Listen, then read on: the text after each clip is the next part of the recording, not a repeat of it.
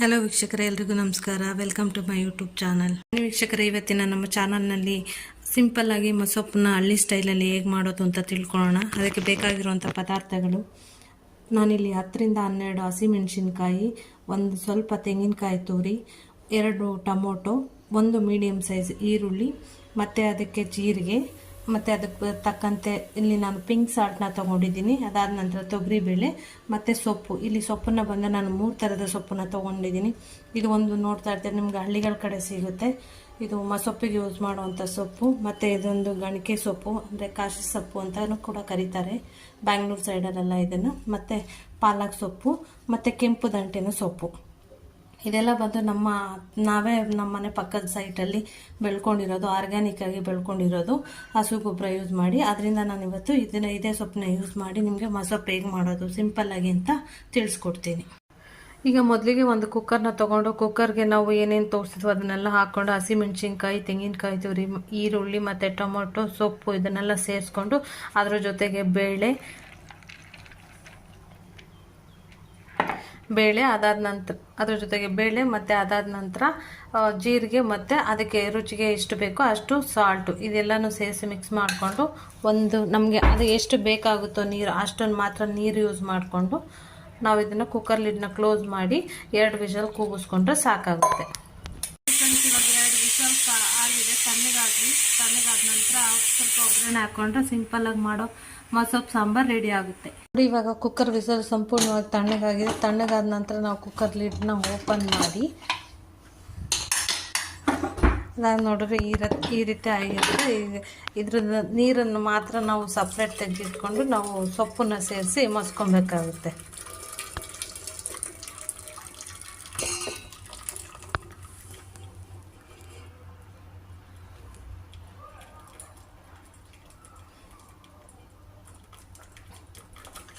ಕೆಲವೊಬ್ರು ಇದನ್ನೆಲ್ಲ ಮಿಕ್ಸಿಗೆಲ್ಲ ಹಾಕಿ ಯೂಸ್ ಮಾಡ್ತಾರೆ. ಆ ಥರ ಎಲ್ಲ ಹಾಕಿದ್ರೆ ಅದ್ರ ಟೇಸ್ಟ್ ಹೋಗ್ಬಿಡುತ್ತೆ.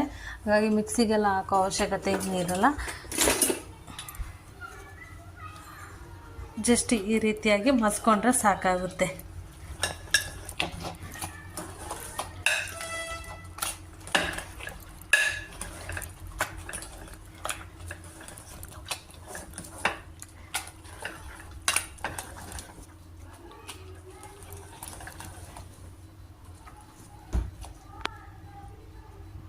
ಅದಾದ ನಂತರ ಈ ರೀತಿ ಬೇರೆ ಪಾತ್ರೆಗೆ ಹಾಕಿ 5 ನಿಮಿಷ ಸ್ಟವ್ ಮೇಲೆ ಕುದಿಯೋಕ್ಕೆ ಬಿಟ್ಟಿದ್ದೆ. ಅದಾದ ನಂತರ ಬನ್ನಿ ಅದಕ್ಕೆ ಒಗ್ಗರಣೆ ಕೊಟ್ಕೊಳ್ಳೋಣ. ಇವಾಗ ಇಲ್ಲಿ ಕಾಯಿ ಇದೆ ಸ್ಮಾಲ್, ಅದಕ್ಕೆ 2ರಿಂದ 3 ಸ್ಪೂನ್ ಆಗುವಷ್ಟು ಎಣ್ಣೆ ಹಾಕ್ತೀನಿ. ನಂತರ ಎಣ್ಣೆ ಕಾಯಿದೆ, ಇವಾಗ ಸ್ವಲ್ಪ ಸಾಸಿವೆ, ಅದಕ್ಕೆ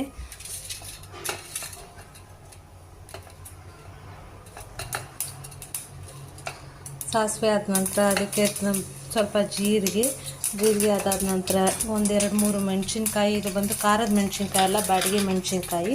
ಅದಕ್ಕೆ ಸ್ವಲ್ಪ ಒಂದು ಮೀಡಿಯಮ್ ಸೈಜ್ ಆಗುವಷ್ಟು ಈರುಳ್ಳಿ.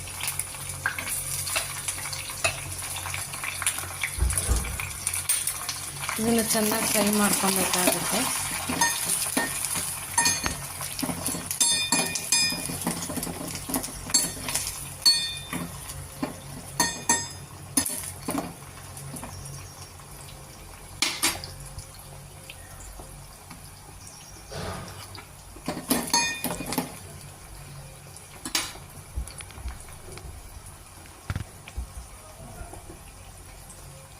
ಇದು ಲೋ ಫ್ಲೇಮಲ್ಲಿ 2ರಿಂದ 3 ನಿಮಿಷ ಚೆನ್ನಾಗಿ ಫ್ರೈ ಆದರೆ ಈರುಳ್ಳಿ ಎಲ್ಲ ಬ್ರೌನ್ ಕಲರ್ ಆಗುತ್ತೆ.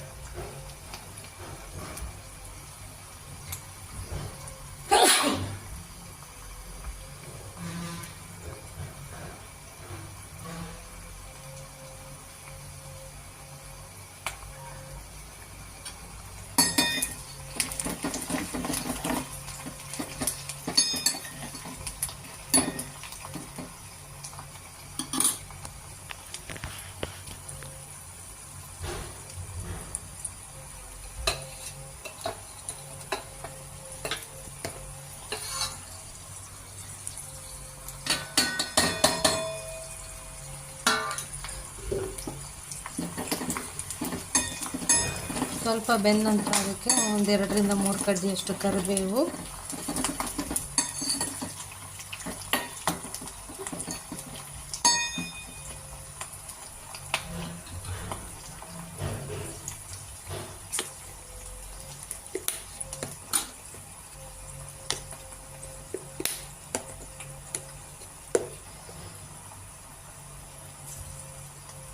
ಅದಾದ ನಂತರ ಚಿಟಿಕೆ ಆಗುವಷ್ಟು ಇಂಗು ಇಲ್ಲಿ ಆಪ್ಷನಲ್ಲು, ನಿಮಗೆ ಬೇಕಂದರೆ ಯೂಸ್ ಮಾಡ್ಕೊಬೋದು ಅಥವಾ ಬೇಡ ಅಂದರೆ ಪರವಾಗಿಲ್ಲ. ಬಟ್ ಇಂಗು ಬಂದು ನಿಮಗೆ ಅಜೀರ್ಣ ಸಮಸ್ಯೆ ಎಲ್ಲ ಇದ್ದರೆ ಅದು ನಿವಾರಿಸೋದಕ್ಕೆ ಹೆಲ್ಪ್ ಆಗುತ್ತೆ.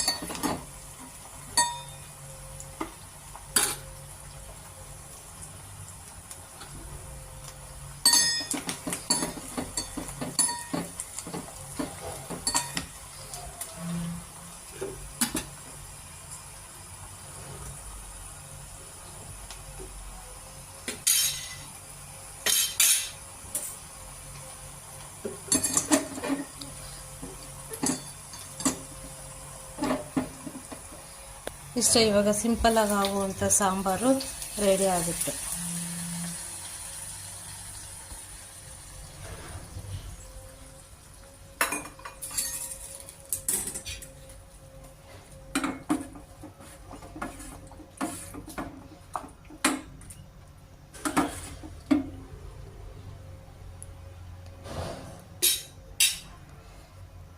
ಹೀಗೆ ನನ್ನ ಚಾನಲ್ನ ನೋಡ್ತಾರೆ, ಸಬ್ಸ್ಕ್ರೈಬ್ ಮಾಡಿ, ಎಲ್ರಿಗೂ ಶೇರ್ ಮಾಡಿ, ಏನಾದರೂ ಇದ್ದರೆ ಕಮೆಂಟ್ಸ್ ಮಾಡಿ.